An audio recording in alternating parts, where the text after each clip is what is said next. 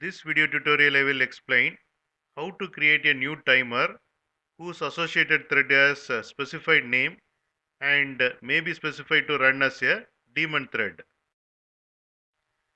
Here I have defined a class reminder timer task which extends timer task class and provide implementation of run method.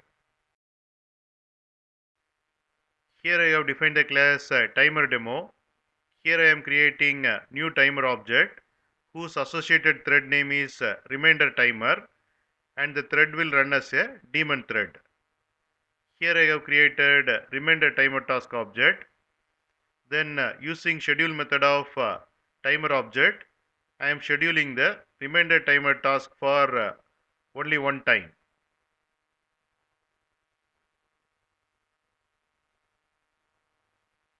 Here you can see the output.